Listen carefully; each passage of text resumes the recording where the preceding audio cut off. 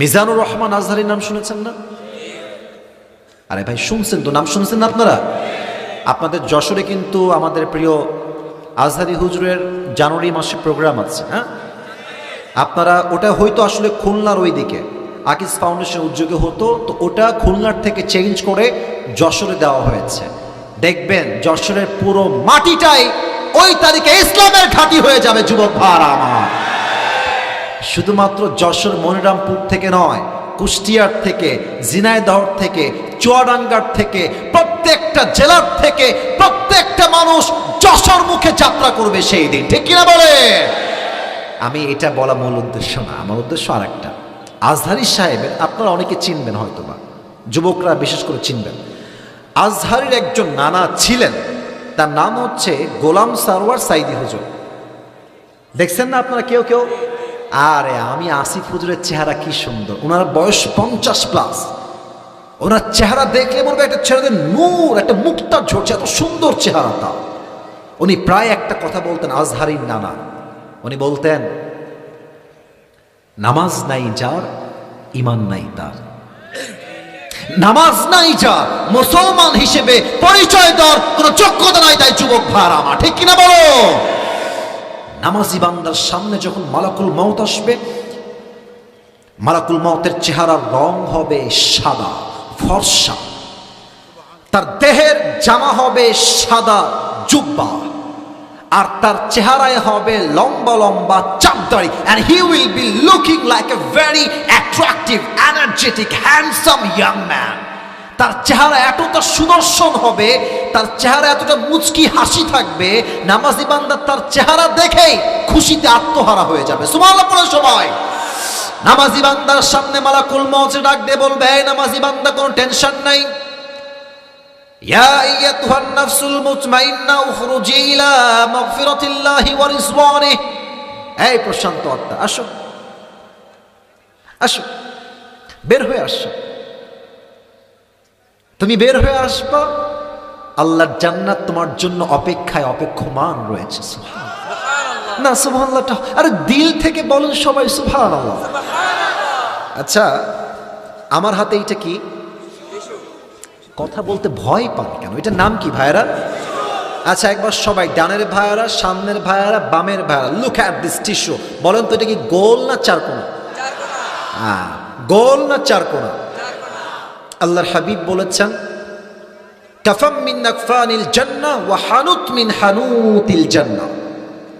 জান্নাতি বান্দাকে, নামাজি বান্দাকে দুনিয়ার থেকে জান্নাতে নেওয়ার জন্য আল্লাহ তাআলা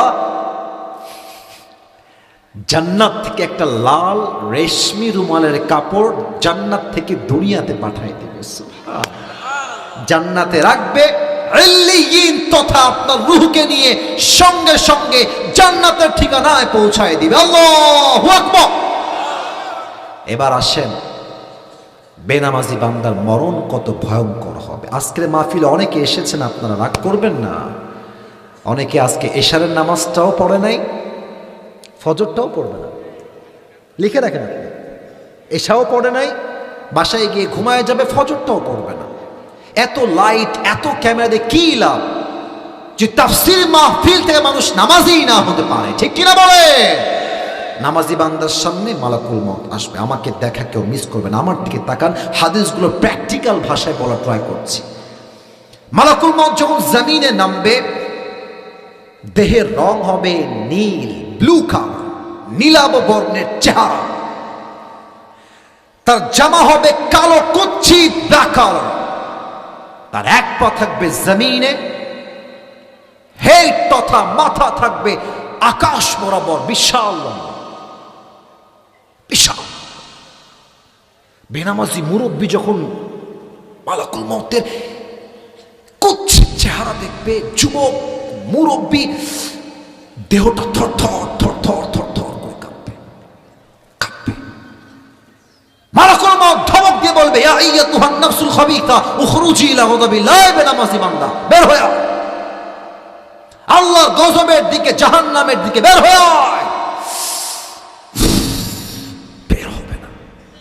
ডান দিকে দৌড় দিবে, বাম দিকে দৌড় দিবে, আর একবার রুহুটা বের হয়ে পেছনের দিকে পালাতে চাইবে। Look at my left hand, বাম হাত দেখেন। বেনামাজি বান্দার দিকে মালাকুল মউত তার বাম হাতটা দিয়ে এমন জোরে একটা থাবা দিবে, তার বুকের ভেতরে হাতটা এমনি ঢুকায় দিবে। রুহুটাকে যখন তার বুক থেকে টেনে হিচড়ে বের করবে, হাদিসে আসছে একটা জীবিত ছাগলকে যাবেহ না করে তার চামড়া কেউ যদি টেনে হিচড়ে চাকু দিয়ে ছিঁড়ে ফেলে, ওই ছাগলটার যে পরিমাণ কষ্ট হয় তার চাইতে 70 গুণ বেশি কষ্ট দিয়ে বেনামাজি বান্দার রুহুটাকে কবজ করা হবে। সকলেই দিল থেকে বলেন নাউজুবিল্লাহ। পারবেন এই কষ্ট সহ্য করতে? বলেন না, কে আছে পারবে? যদি আপনাকে একটা বেতের আঘাত করে, তাই তো আপনি সহ্য করতে পারেন না। শীতকালে যখন কেউ পড়ে যায়, একটু আঘাত লাগলে পুরো দেহটা থরথর থরথর করে কাঁপে। বেনামাজি বান্দা 70 গুণ বেশি কষ্ট তার রুহটা কবজ করা হবে। Could you imagine the pain? আপনি ভাবেন না তার ব্যথা কত বেশি হবে। রুহটা কবজ হয়ে যাবে, লাশটা পড়ে যাবে, ব্যাস কবরের জীবন শুরু। এবার একটা প্রশ্ন করবো সবাইকে, তবে উত্তর সবাই ভুল দেবে। প্রায় মানুষ বলতে 90% মানুষই ভুল দেবে। বলেন তো কবরের প্রশ্ন মোট কয়টা হবে? 4টা। একজন সঠিক, বাদ বাকি সবাই 3টা বলেছেন। হয়তো বলবেন হুজুর সারা জীবন শুনলাম 3টা, আপনি কোন 4টা? আপনি আইসেন কোয়ান্তে? ভাই আছে 4টা প্রশ্ন আছে। আমি প্রশ্ন করছি, সবাই দাঁড়িয়ে থাকা ভাইয়ারা দাঁড়াই থাকেন, নো প্রবলেম, তবে উত্তরটা দিয়ে আমাকে। আমি প্রশ্ন করছি, বলেন আমাদের রব কে? এত আস্তে, আবারও শাহাদত আঙ্গুলি উত্তোলন করে বলবেন আমাদের সকলের মুসলমানদের রব কে? আল্লাহ আমার রব। বলেন না, আল্লাহ আমার রব। দমে দমে তনু মনে তারি অনুভব, তোমার দুনিয়াতে আমি যেদিকে তাকাই, অথই নেয়ামতে ডুবে আছি সবাই। পাখপাখালির কণ্ঠে শুনি তাসবিহ কল রব, তাসবিহ কল রব। আল্লাহ আমার রব, এই রবই আমার সব। রবকে 1 নাম্বার। 2 নাম্বার, ওয়ামান নাবিয়্যুকা তারিফু হাযার রাজুল, do you know who is this person? ও একটা কথা বলতে হবে, সরি বলতে ভুলে গেছি। এই কথা না বললে ওয়াজটা সম্পূর্ণই হবে না। মাস্ট, ইম্পর্টেন্ট বলতে গেলে ফরজ আইন এটা বলা। আচ্ছা, যশোরে সবচেয়ে বড় কলেজের নাম কি? আচ্ছা, মনে করেন যে কালকে আমার সকালে এক্সাম আছে, পরীক্ষা আছে। আমি জাস্ট বোঝাচ্ছি, ইটস নট লাইক যেটা বাস্তব, জাস্ট বোঝাবার সাথে আমি বই বের করছি। বইয়ে লেখা আছে ঢাকা। আমাদের বাংলাদেশের রাজধানীর নাম কি? উত্তর লেখা আছে ঢাকা। আমাদের বাংলাদেশের সবচেয়ে বড় সমুদ্র সৈকত কোথায়? লেখা আছে কক্সবাজার। আমাদের বাংলাদেশের সবচেয়ে সুন্দর যেখান থেকে পরিবেশটা এনজয় করা যায় নাম কি? লেখা আছে সাজেক। ব্রেন দিয়ে পড়লাম, মুখস্থ করলাম। সকালবেলা পরীক্ষার হলে গেলাম, প্রশ্নপত্র আসলো। এই কথা কি বোঝা যায়? আরে ভাই কথা কি বোঝা যায়? আমি পরীক্ষায় গিয়ে, পরীক্ষায় প্রশ্নপত্র আমার সামনে চলে আসছে। লেখা আছে প্রশ্ন প্রথমে ক, বাংলাদেশের রাজধানীর নাম কি? ওই যে কালকে পড়েছিলাম ঢাকা। উত্তর ঢাকা। বাংলাদেশের সবচেয়ে বড় সমুদ্র সৈকত কোথায় অবস্থিত? ওই যে পড়েছিলাম ব্রেন দিয়ে। আবারও বলছি, ব্রেন দিয়ে লিখে দিলাম উত্তর কক্সবাজার। সবচেয়ে সুন্দর ভিউ কোথায়? পাহাড়ি ভিউ, কুয়াশার ভিউ। উত্তর লিখে দিলাম ওই যে ব্রেন দিয়ে সাজেক। কবরের প্রশ্ন কসম খোদার এইরকম নয়। আপনি ভাববেন না আরে কবরের 3টা প্রশ্ন মুখস্থ করে ফেলেছি, নো টেনশন, খালি বলবে ফাটাই দিব একেবারে। এরকম না। কবরের প্রশ্ন কেমন হবে? ব্রেন দিয়ে না। আপনাকে জানতে হবে, মানতে হবে, আমল করতে হবে, ঈমানও রাখতে হবে, তারপরে উত্তরটা সহজ হবে। ঠিক কিনা বলেন? যদি ভাবেন যে উত্তর মুখস্থ করে উত্তর দিব, no, absolutely wrong idea man. আবার বলেন তো এবার আমার মুখের দিকে তারায়, এই যে আমার লম্বা লম্বা কালো কালো, আচ্ছা মাইকটা একটু হটাই দে, এটা লম্বা লম্বা কি না, আবার সাউন্ড কমে, এটার নাম কি? আচ্ছা আপনারা সবাই কর, আমার ক্ষতি হবে ভাই, এই দাড়ি রেখে কি আমার খ্যাত লাগতেছে? তো কথা কস না কিসের জন্য খ্যাত লাগতেছে ভাই? আরে কিছু মেয়েদের দাড়ি দেখলে চুল খায়, কিছু মেয়ে আছে দাড়ি দেখলে পছন্দ না। এরা দেখবা যে দাড়ি পছন্দ না, টিকটকারকে এরা পছন্দ করে যুবক ভাড়া, বাসও খায়, সেই লেভেলের বাস খায়। কারণ যে টিকটকার, যার চরিত্র খারাপ, যে গাঞ্জা খাইয়াই কুল পায় না, ও তো নিজের মূল্য নিজেই বুঝে না, তার বইয়ের মূল্য বুঝবে কেমন করে যশোরের ভাড়া আমার, ঠিক কিনা বলে? এবার বলেন, যেই মেয়েরা দাড়ি রেখে পছন্দ করতে চায় না, তুমি কি বলবা? তোমার চিন্তা কি হওয়া উচিত? একটু মেসেজটা দিয়ে দিই। বলবা যে আপনার পছন্দ হচ্ছে না আমাকে? না, বলবা আপনি আমাকে কি পছন্দ করবেন না? আপনার মতো চরিত্রহীন মেয়েকে তো আমি নিজেই বিয়ে করব না। আরে যেই মেয়ে আমাকে দাড়ির জন্য বিয়ে করতে চায় না, সেই মেয়ে আমার বউ হইতে যোগ্যতা রাখে না যুবক ভার আমার, ঠিক কিনা বলো? এবার বলেন তো সবাই, আবার নবীর মুখে লম্বা লম্বা চাপ দাড়ি ছিল কি ছিল না? জোরে বলেন, ছিল কি ছিল না? আমার নবীর মতো সুন্দর আল্লাহর জমিনে দ্বিতীয় আর কেউ কি হতে পারে?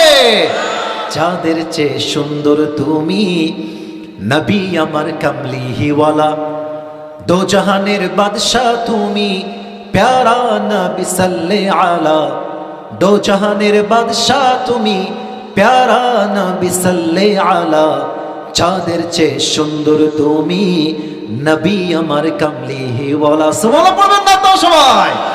2 নাম্বার প্রশ্ন শেষ। 3 নাম্বার, ওয়ামা দীনুক, আমাদের ধর্মের নাম কি? বলেন, বুক ফুলায়। আরে মিয়া গর্ব নিয়ে আমাদের ধর্মের নাম কি? ইসলাম আমাদের ধর্ম, বিধায় তো আমরা মারামারি করতে চাই না। ভারত ভাবতেছে যে ডক্টর ইউনূস সাহেব একটু লেদা বেদা মানুষ, নম্রভদ্র মানুষ, ব্যাংকের এফডি মানুষ, আর এক বাংলাদেশকে শেষ করে ফেলবো।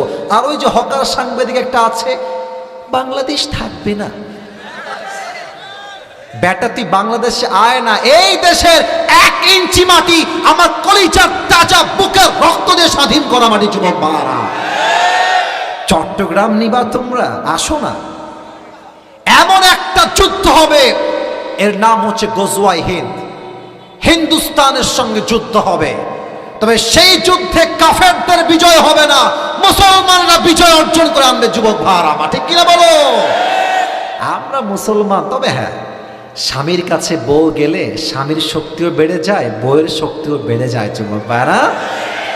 উনি ওখানে গিয়ে মাঝে মাঝে অডিও কল পাঠান কি, যে আমি চট করে ঢুকে যাব, চট করে আমি চলে আসবো। আর আমরা বলি একটা কথা, 5 আগস্টের সকালবেলা, বলে আসতো তাই বলছি, মানে মাথায় আসতো তাই বলছি, 5 আগস্টের সকালবেলা ওনার হাতে র‍্যাপ ছিল। আপনারা আমাকে মাফ করে দিবেন, আজকে যুবকরা, সিঙ্গেলরা 80% নাম্বার পেয়ে বেশি পাস করেছে, ঠিক কিনা বলেন? এবার সবাই মিলে তাকবীর দিবেন, আমি সহ, আমার আফ্রিদি ভাই সহ, আমরা সবাই মিলে তাকবীরের ঠেলায় ভাই স্টেজ ভেঙে নিচে পড়ে যাব। দেখা যাক কত জোর আছে যশোরবাসীর মাঝে। সবাই একটা গলা ঠিক করে নেন, লিল্লাহি তাকবীর। সাউন্ড আসছে, সাউন্ড আসছে, আরেকবার ট্রাই করি। হাত তুলে এমনি মুষ্টিবদ্ধ হাত করেন তো সবাই, মুষ্টিবদ্ধ হাত। Let's try again together. আবার চেষ্টা করব, কাপুরুষের মতো নয়, আমরা সবাই বীর পুরুষের সন্তান, যশোরের ভাড়া। লিল্লাহি তাকবীর।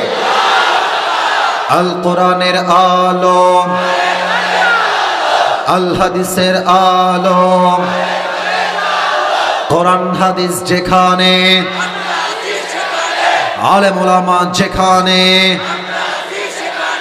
যশোরবাসী যেখানে, মনিরামপুরবাসী যেখানে,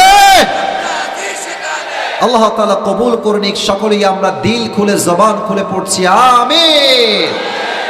আমি আসলে আপনাদের জন্য ছোট্ট একটা গিফট নিয়ে আসছি, নেবেন? একখান গিফট নিয়ে আসছি, সবার জন্য নয়, এই যে একজন পাবে, বুঝছেন? একজন, আর তার বেশি না। সেইতে কিডা, যেইতে আমার ওয়াজ ভালো করে শুনবেন মন দিয়ে, তাছাড়া আর কোনো সুযোগ নাই। কি সুযোগ বলে দিচ্ছি। আমি আসিফ যে ওয়াজটা আজকে পুরো স্পেসিফিকলি রিপ্রেজেন্ট করব আপনাদের সকলের সামনে, শর্ত একটা, আপনি চাইলে আপনার খাতায় অথবা নোট ডাউনে আপনার নোটবুকে লিখতে পারেন অথবা চাইলে মুখস্থ করতে পারেন। শেষে গিয়ে আমি বলবো কে পারবা আমার প্রশ্ন উত্তর করতে, দাঁড়িয়ে যাও। যে পারবে, মিডিয়া তো অনেক ভাইরা এসেছেন, আমি সবার সামনে আজ এই টুপিটা তার মাথায় পরিধান করা দিব। বলেন সবাই ইনশাআল্লাহ। না, ইনশাআল্লাহর আওয়াজটা আস্তে হয়ে গেছে, বলেন সবাই জোরে সোরে ইনশাআল্লাহ। শেষ তাকবীরটা লিল্লাহি তাকবীর।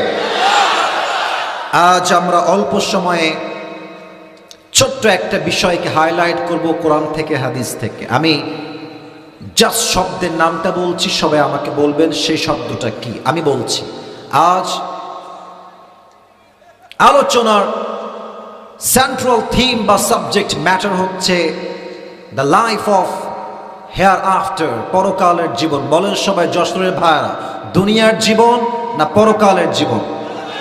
আচ্ছা, এবার কিছু ইমানি প্রশ্ন করতে চাই, জবান করে সবাই উত্তর দিবেন। বলেন তো আমার যশোরের মনিরামপুরের ভাইরা, এখানে যে বসে আছেন জীবিত, বাসায় যে জীবিত ফিরে যাবেন, do you have any guarantee about ইট?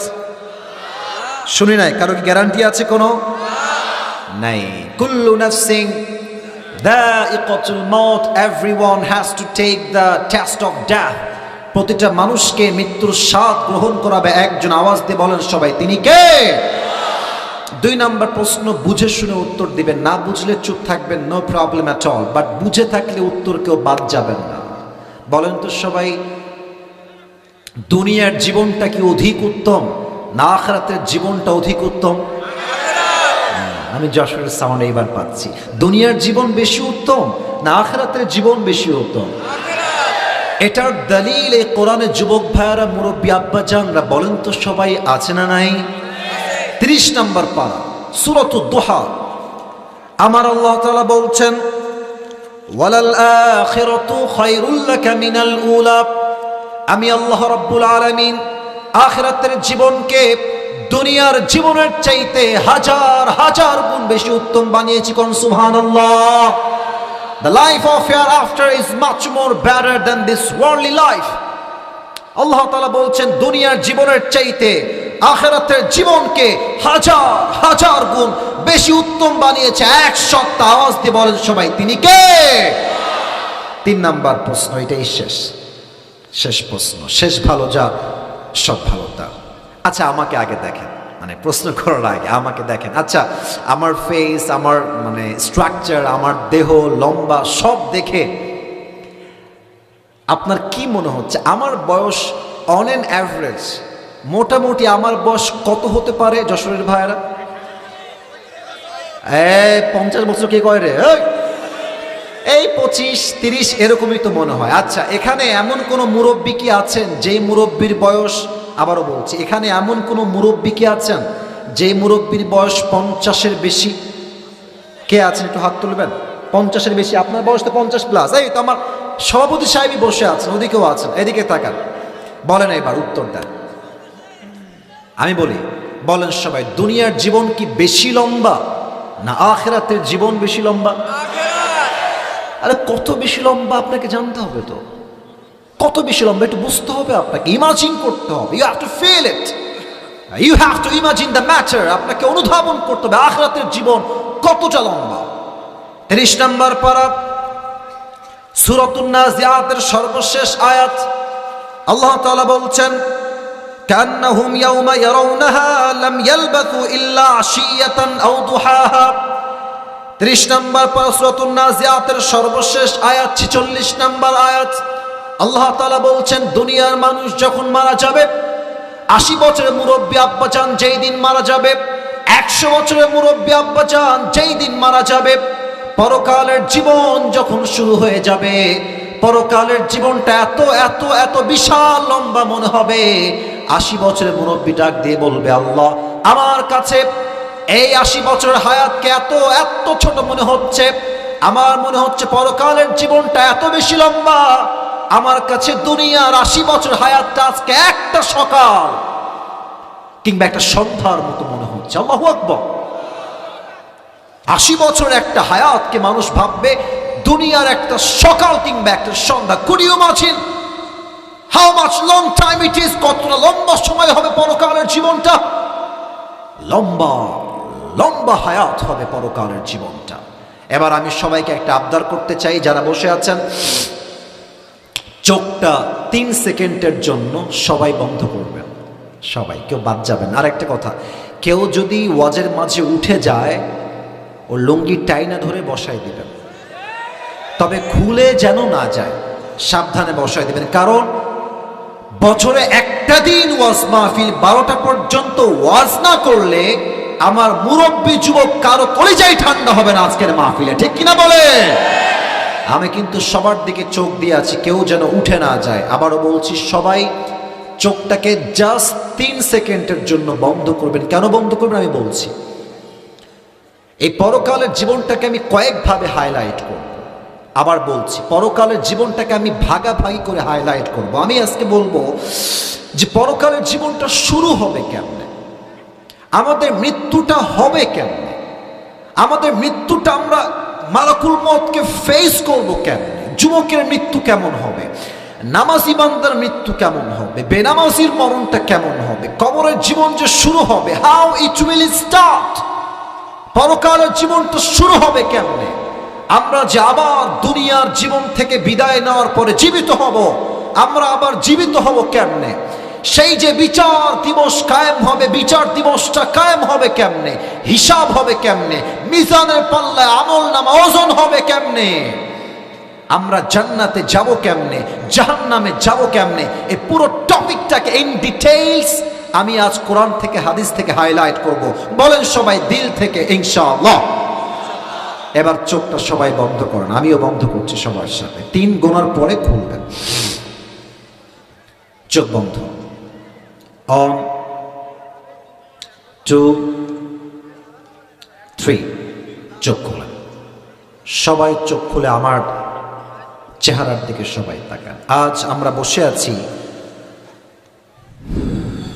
যশোরের মনিরামপুরের দোদারিয়ার জমিনে। আমরা বসে আছি ঠিক রাস্তার সাইডে। আচ্ছা, যশোরের যে বিশ্ব রোড বা হাইওয়ে রোডটা আছে, যে হাইওয়ে রোড দিয়ে আমরা ঝিনাইদহ যাই, চুয়াডাঙ্গা যাই, খুলনাও যাই, আমার দোদারিয়ার ভাইয়ারা, মনিরামপুরের ভাইয়ারা, কথা একটু বুঝে শুনবেন। ঠিক বলাটা ইটস নট মাস্ট, আপনি বললেও হবে না বললেও হবে, বাট বোঝাটা মাস্ট, বুঝতে হবে। বলেন তো, বিশ্ব রোডে যে গাড়িগুলো যায়, হানিফ, দেশ ট্রাভেলস, ন্যাশনাল, গ্রামীণ, গ্রিন লাইন, এই যে বাসগুলো চলে, ঢাকার কোচ, এর স্পিড বিশ্ব রোডে, হাইওয়ে রোডে কম থাকে না বেশি থাকে? এই তো উত্তর পেয়েছি। কম থাকে না বেশি থাকে? বেশি থাকে। দেখবেন আপনি খুব খেয়াল করে, বাইক যাদের আছে, বাইক যারা চালাও, দেখবা বড় রাস্তায় ট্রাকের ড্রাইভার আমাদের মতো বাইক চালকদেরকে মানুষই মনে করতে চায় না। তুমি যাবা, ঠাস করে চাপাই দিবে। আমার মনে হয় যে ট্রাকের চালক আমাদেরকে মানুষ মনে করে না, রাস্তার বামে চাপায় দেয়, ডানে চাপায় দেয়, খালে ফেলায় দেয়, ওদেরকে আবার সামনে গিয়ে অ্যাটাক করা দরকার, গাড়ির থেকে নামিয়ে জুতার পিটা করা দরকার। যুবক ভাইরা আমার, আপনি কাল সকাল যখন হয়ে যাবে, কেউ যাবে স্কুলে, কেউ যাবে কলেজে, কেউ যাবে বাজারে, কেউ যাবে ব্যবসায়, কেউ যাবে চাকরিতে, সবাই সবার কর্মস্থলে সকাল হলেই ছুটে যাবে। আপনি জাস্ট ভাবেন যে কালকে সকালবেলা আপনি যাবেন যশোরের মেইন শহরে, একদম মেইন শহরে, তো আপনি হাইওয়ে রোড দিয়ে যাবেন। আমি বোঝাবার সাথে একটা জিনিস বোঝাই, আমার দিকে সবাই তাকান। আমাদের পেছনে একটা রাস্তা আছে না, দেখতে হবে না, আমার দিকে তাকান। পেছনে একটা রাস্তা আছে না আমাদের? আরে ভাই কথা কোন আছে না নাই? আচ্ছা, মনে করেন পেছনের রাস্তা পেছনে নাই, এটা হচ্ছে এইখানে। আবার বলছি, পেছনের রাস্তা পেছনে নাই, এক্সাম্পল হিসেবে রাস্তা এইখানে। আর আমি আসিফ হুজুর যেখানে বসে আছি, এটা হচ্ছে আপনার বাসার গলি, বোঝাবার সাথে। তো এই বাসটা হচ্ছে বিশ্ব রোড, এটা হচ্ছে আপনার বাসার গলি। সাইকেল নিয়ে যাচ্ছেন, বাইক নিয়ে যাচ্ছেন, অটো নিয়ে যাচ্ছেন, অথবা সিএনজিতে যাচ্ছেন, গলির রোড থেকে বিশ্ব রোডে উঠে আপনি জাস্ট বাম দিকে যাবেন, এই দিকে পেছন থেকে হানিফ একটা বাস, তার স্পিড আছে 110। আপনি যখনই সিএনজি রাস্তায় উঠিয়ে বামে যাবেন, আপনার সিএনজি বামে ঘুরাইতে পারেন নাই, জাস্ট এমনি উঠেছে, এমনি আছে। আর ডান দিক থেকে বিশাল লম্বা একটা হানিফ বাস এসে এমন ধাক্কা দিয়েছে আপনার সিএনজি বা অটোতে, সিএনজির ভেতরে বসে থাকা মুরব্বী যুবক এক ধাক্কায় 40 হাত দূরে গিয়ে পড়েছে। আর পড়ার সময় কেমনে পড়েছে, লুক অ্যাট দ্য পজিশন, পড়ার স্টাইল দেখেন, এমনি উড়ে গেছে। এই যে কপালের সাইডটা আছে, এটা সোজা গিয়ে রাস্তার যে পিচ ঢালাও করা শক্ত শক্ত পাথর আছে, ঠাস কপালটা এত জোরে লেগেছে, কপালটা ফেটে পুরো মাথা ফেটে ফিলকি দিয়ে গল গল গল গল করে রক্ত বের হয়ে পুরো রাস্তা লাল হয়ে রঞ্জিত হয়ে গেছে। আর দোদারিয়ার মনিরামপুরের সবাই বলছে, এই বের হও বের হও, একটা বড় দুর্ঘটনা ঘটে গেছে, বের হও, কে কোথায় আছো বের হও। কোন মতে আপনাকে ধরেছে। আর একজন বলছে, এই অ্যাম্বুলেন্স কল দাও, অ্যাম্বুলেন্স কল দাও, এখনই রাইট নাও কল দাও। কল দিয়েছে, খুব দ্রুত অ্যাম্বুলেন্স চলে আসছে, আপনাকে কোনো মতে ধরে যশোরের সদর হাসপাতালে ভর্তি করে দিয়েছে। And you don't have strength to talk with anybody. You are totally and completely senseless. কোনো জ্ঞান নাই, কথা বলার শক্তি নাই, 24 hours কোনো জ্ঞান নাই, কোনো চোখ খোলাখুলি নাই। 24 ঘন্টা পর, দীর্ঘ 24 ঘন্টা পর চোখ খুলেছে। You can't see anything clearly. Everything is, look like it's not clear, ঝাপসা। বাট আপনি বুঝতে পারছেন যে আপনি যে বেডে শুয়ে আছেন, সেই বেডের চাদরের রং হচ্ছে সাদা। যে বালিশে আপনার মাথা আছে, বালিশের কাভারটাও সাদা, উপরের ছাদ সাদা, ফ্যান সাদা, দেওয়াল সাদা, everything is look like a white colour, সবই হচ্ছে সাদা। আপনি ভাবছেন, আমি তো ছিলাম যশোরের দোদারিয়াতে, আমি এখানে আসলাম কেমন করে? একটু পরে চোখটা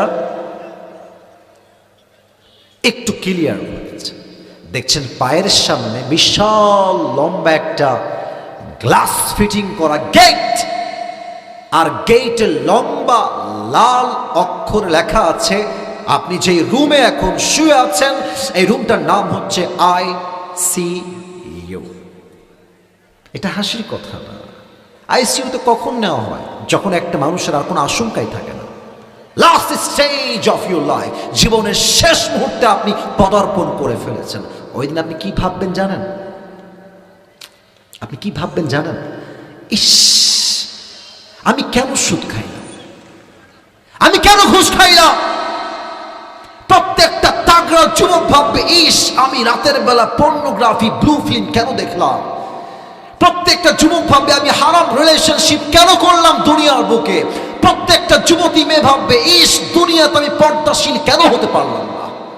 আফসোস করবে, হঠাৎ করে দেখবে আইসিইউর যে জানালা আছে, উইন্ডো, জানালা থেকে একজন যুবক আসমান থেকে জমিনে নেমে আসছে।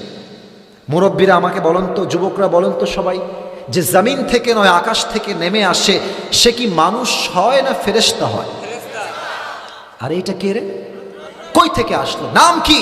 মাথায় কাজ করবে, এর নাম তো আজরাইল। ওয়াজ কিন্তু এখনো শেষ হয় নাই, মূল পয়েন্ট এখন আসলাম। আজরাইল আসার পরে আমাদের মাঝে দুইটা গ্রুপে মানুষ ভাগাভাগি হয়ে যাবে। এক হচ্ছে নামাজি বান্দা, and number 2 is the death of people, those who do not perform the salah. এক নামাজি বান্দার মরণ, আর এক হচ্ছে বেনামাজি বান্দার মরণ। আপনারা সবাই মিজানুর রহমান আজহারির নাম শুনেছেন না? আরে ভাই শুনছেন তো, নাম শুনছেন না আপনারা? আপনাদের যশোরে কিন্তু আমাদের প্রিয় আজহারি হুজুরের জানুয়ারি মাসে প্রোগ্রাম আছে। হ্যাঁ, আপনারা ওটা হয়তো আসলে খুলনার ওই দিকে আকিজ ফাউন্ডেশন উদ্যোগে হতো, তো ওটা খুলনার থেকে চেঞ্জ করে যশোরে দেওয়া হয়েছে। দেখবেন যশোরের পুরো মাটিটাই ওই তারিখে ইসলামের ঘাঁটি হয়ে যাবে। যুবক ভাইরা আমার, শুধুমাত্র যশোর মনিরামপুর থেকে নয়, কুষ্টিয়ার থেকে, ঝিনাইদহ থেকে, চুয়াডাঙ্গার থেকে, প্রত্যেকটা জেলার থেকে প্রত্যেকটা মানুষ যশোর মুখে যাত্রা করবে সেই দিন, ঠিক কিনা বলে? আমি এটা বলা মূল উদ্দেশ্য না, আমার উদ্দেশ্য আরেকটা।